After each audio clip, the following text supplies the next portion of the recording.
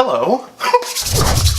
I've been wanting to make these videos for a while. Just been trying to figure out how to actually do it, whatever. It's coming up to my 1-year service anniversary, so I thought now was a good time to start sharing this part of my life with you guys, because I really haven't. And so I'm going to just do like a little mini series about my life as a Disney cast member here in Central Florida. So it started about a year ago. I was on my computer, just messing around. I was like, oh, I'll look for a job for Disney. So I went on Disney Jobs, searched for what I wanted to do,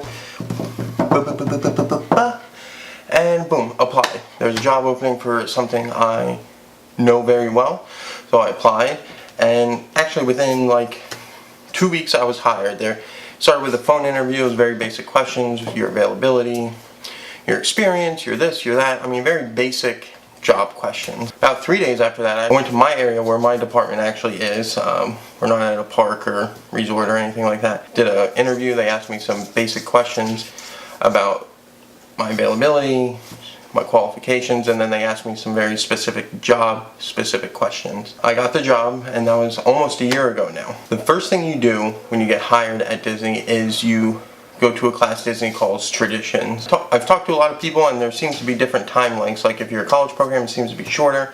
Your intern seems to be shorter, but our class for full-time cast members, it was an 8-hour class. It was an all-day class, and it actually used to be like a week or two. I've talked to some of the cast members that have been there for 25, 30 years. It actually used to be a very long class, and over time they've just made it shorter. They cut it down from like a week to 3 days, and now it's one full day. I'm sure you guys have had a job where you've gone in and they do the, the usual, this is our company, this is what we're about, this is our founder. They teach you a little bit about the company. What Disney does a little different than I think, because I've been in a few of those classes, what Disney does different is they not only teach you about Disney, fun facts about Disney, but they teach you what the company's all about, what they're trying to do for their guests, for their cast members, for the world. Tradition starts off with them explaining the history of Disney. Walt himself, where the idea came from, some company backstory, which is actually full of very useful and interesting facts about Disney, things that you would never even think about, like facts such as like Snow White was like the most successful Disney movie to date when they finally released it. Something that propelled Walt Disney and the Disney company into success. Cinderella was very successful, which also helped Disney stay successful because they had a pretty rough time during World War II. They started making military movies for the military. Another interesting fact you learned was like Walt Disney never got to see Walt Disney World come together to open.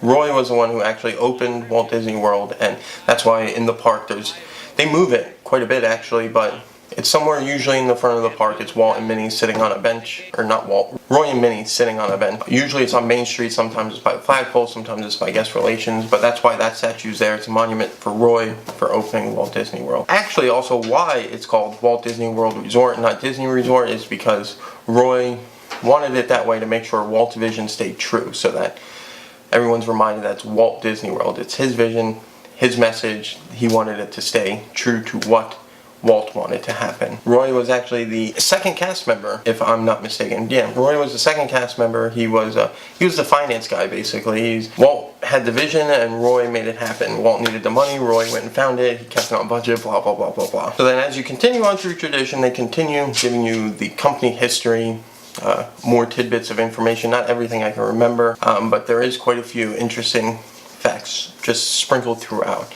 They teach you some of the Disney basics, how you're supposed to act, how you're supposed to perceive things, and to always stay in show, basically, and keep the magic alive for the guests. Now, some of even the most simplest things are, everyone I'm sure knows the Disney points, either open hand or 2 fingers, and how to pick up trash. I mean, a lot of people have those pickers now. I'm sure you've seen them around the parks. If you've been there, the little claw things with the rubber tidbits on them that pick it up off the ground.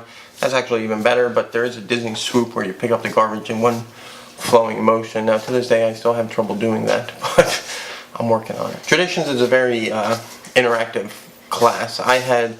My 2 facilitators were very happy, very go-lucky, and tried to keep everybody engaged, because it is a long time. You're sitting in that classroom for about 6-7 hours, so it is a long time to sit in the room just to have somebody talking to you. So they try and keep it interactive and keep you engaged and awake and listening to what they're saying. So they ask you, some some of your favorite Disney movies, your feelings of coming to the park. Have you ever been to the park? What your best experience has been at the parks? Things like that. Now, I'm not really a crowd speaker, so I didn't really throw my hand up and rush to share an example.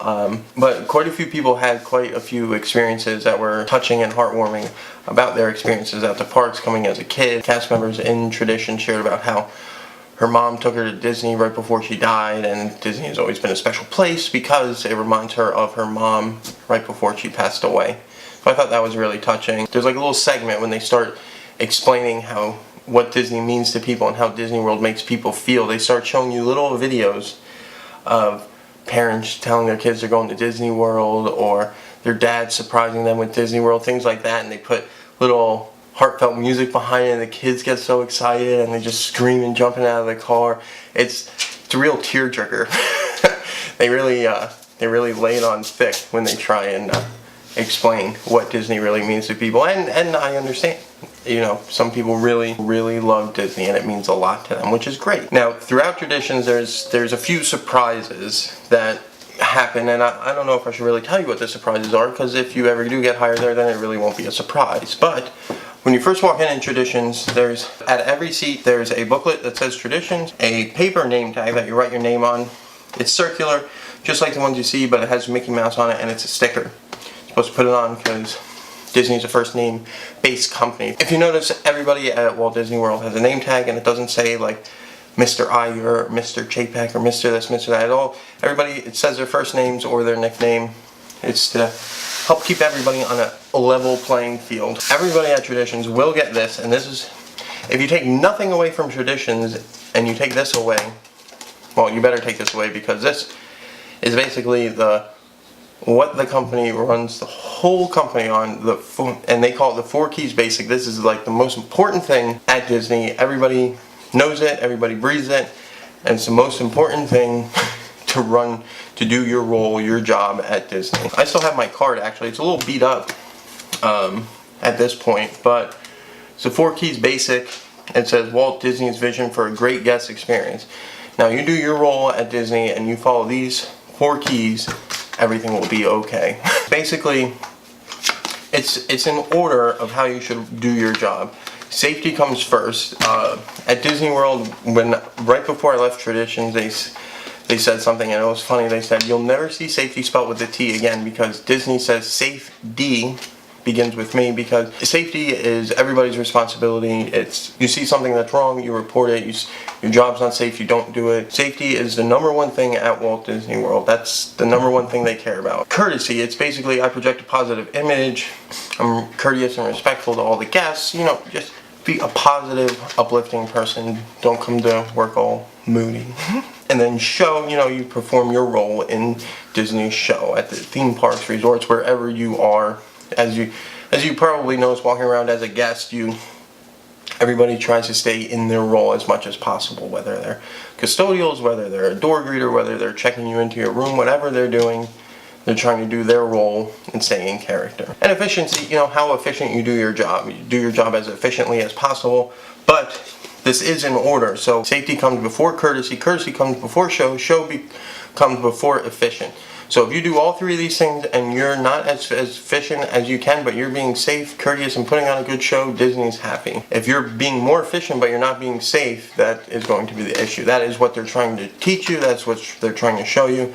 Safety comes first, then courtesy, then show, then efficiency. Oh, so back to the surprises. There's several surprises during your first break. Now, see, it's been a year since I've been there, so they may change it a little bit, but during one of your first breaks, you know, you get to go to the cafeteria inside Disney University, get a drink, snack, whatever. When you come back, there will be a little box on your table, a little red box with a little bow on it, and then you open it and there's something inside. I'm not going to tell you what it is, but it's something you can wear, and everybody gets one on their first day of Traditions. And then they continue their spiels about Disney, their company, what they're trying to project to you and the guests. This is probably everybody's favorite part of Traditions, and I've heard it's gotten canceled before because of the weather, lightning. Disney takes lightning very serious, so if it's lightning and thunder, that you're not going to be able to do it. As you may have noticed as being a guest in the park, whenever there's lightning and stuff, all the outside cast members all go inside and seek shelter. Obviously, you know, lightning is not to be messed with. But your next surprise is you actually get to leave Disney University, which Disney University is right behind Magic Kingdom if you didn't know, and you take a bus from Disney University to Magic Kingdom. And from there is when you actually you take your first tour of the utilidors, which some cast members never may be able to see again because they're not going to be working at Magic Kingdom, they'll be working somewhere else. So a lot of people really enjoy that. So you go through the utilidors and then they take you up one of the staircases and you get to walk through Magic Kingdom as a cast member for the first time. They give you little earpieces so you can hear your facilitator talk to you. They point out different things about the park, different fun facts that if you're a Disney nerd you probably already knew. Like I knew most of the ones she told me. But you get to walk through and you'll actually, when I went through, somebody proposed, so my traditions class sat there and clapped and cheered after he proposed, so it was a nice little moment. There was like 50 of us there all cheering and hollering for him. My class, we didn't get to ride any rides. I don't know if they even still do that anymore. I've never seen a group of cast members doing that, even as much time I've been in the park as a guest, as a cast member. I've never seen traditions class going on a ride, so I don't know if they still do that or not. We didn't do it. I've never seen anybody else doing it, but regardless, what we did was we went to Storybook Circus, and they actually put us on a scavenger hunt to see these 4 keys in play around Storybook Circus. They asked each of us to find an example of safety, courtesy, show, and efficiency, and I was successful.